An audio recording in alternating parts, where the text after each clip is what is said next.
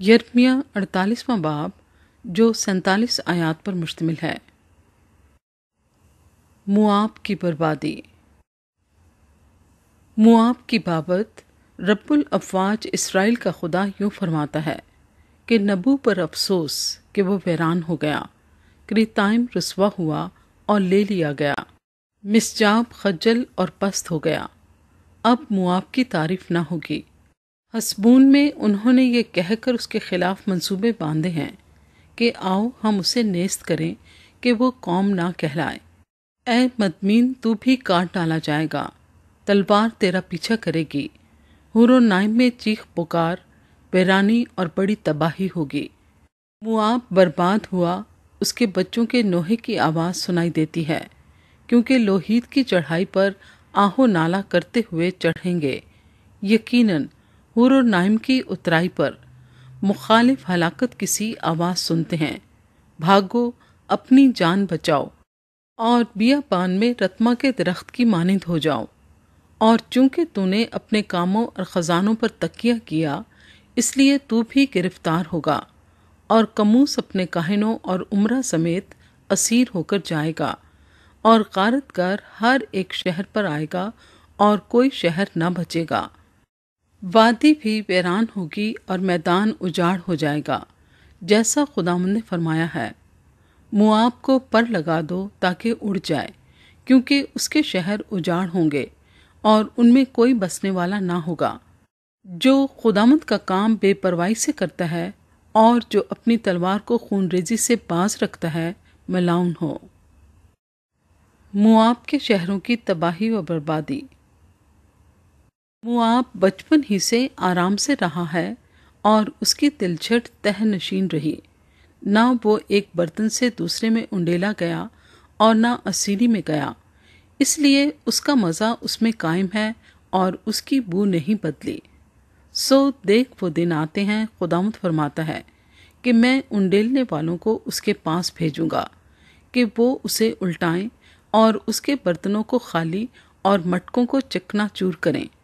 تب موآب کموس سے شرمندہ ہوگا، جس طرح اسرائیل کا گھرانہ بیتیل سے، جو اس کا بھروسہ تھا، خجل ہوا۔ تم کیوں کر کہتے ہو کہ ہم پہلوان ہیں اور جنگ کے لیے زبردست سورما ہیں؟ موآب غارت ہوا، اس کے شہروں کا دھواں اٹھ رہا ہے اور اس کے چیدہ جوان قتل ہونے کو اتر گئے۔ وہ بادشاہ فرماتا ہے جس کا نام رب الافواج ہے، نزدیک ہے کہ موآب پر آفت آئے اور ان کا وبال دوڑا آتا ہے۔ اے اس کے ارد گرد والو، سب اس پر افسوس کرو، اور تم سب جو اس کے نام سے واقف ہو، کہو کہ یہ موٹا عصا اور خوبصورت ڈنڈا کیوں کر ٹوٹ گیا۔ اے بیٹی جو دیبون میں بستی ہے، اپنی شوکت سے نیچے اتر اور پیاسی بیٹھ، کیونکہ موآب کا غارت گر تجھ پر چڑھ آیا ہے اور اس نے تیرے کلوں کو توڑ ڈالا۔ اے ایروئیر کی رہنے والی، تو راہ پر کھڑی ہو اور نکاح کر بھاگنے والے سے اور اس سے جو بچ نکلی ہو، پوچھ کہ کیا ماجرا ہے۔ موآب رسوا ہوا کیونکہ وہ پست کر دیا گیا۔ تم واویلا مچاؤ اور چلاؤ، ارنون میں اشتہار دو کہ موآب غارت ہو گیا، اور کہ صحرا کی اطراف پر، ہلون پر اور یسا پر اور مفت پر اور دیبون پر اور نبو پر اور بیت دبل تائم پر اور کرتائم پر اور بیت جمول پر اور بیت معون پر اور کریوت پر اور بسرا اور ملک موآب کے دور و نزدیک کے سب شہروں پر عذاب نازل ہوا ہے۔ موآب کا سینگ کاٹا گیا اور اس کا بازو توڑا گیا، خداوند فرماتا ہے۔ موآب پست ہوگا، تم اس کو مدہوش کرو، کیونکہ اس نے اپنے آپ کو خداوند کے مقابل بلند کیا۔ موآب اپنی کہہ میں لوٹے گا اور مسخرہ بنے گا۔ کیا اسرائیل تیرے آگے مسخرہ نہ تھا؟ کیا وہ چوروں کے درمیان پایا گیا کہ جب کبھی تو اس کا نام لیتا تھا تو سر ہلاتا تھا؟ اے موآب کے باشندوں، شہروں کو چھوڑ دو اور چٹان پر جا بسو اور کبوتر کی مانند بنو، جو گہرے غار کے منہ کے کنارے پر آشیانہ بناتا ہے۔ ہم نے مواب کا تکبر سنا ہے، وہ نہایت مغرور ہے، اس کی گستاخی بھی اور اس کی شیخی اور اس کا گھمنڈ اور اس کے دل کا تکبر۔ میں اس کا قہر جانتا ہوں، خداوند فرماتا ہے، وہ کچھ نہیں اور اس کی شیخی سے کچھ بن نہ پڑا، اس لیے میں مواب کے لیے بابیلا کروں گا، ہاں سارے مواب کے لیے میں زار زار روؤں گا، کیر ہرس کے لوگوں کے لیے ماتم کیا جائے گا۔ اے سمبا کی طاق میں یازیر کے رونے سے زیادہ تیرے لیے روؤں گا، تیری شاخیں سمندر تک پھیل گئیں، وہ یازیر کے سمندر تک پہنچ گئیں۔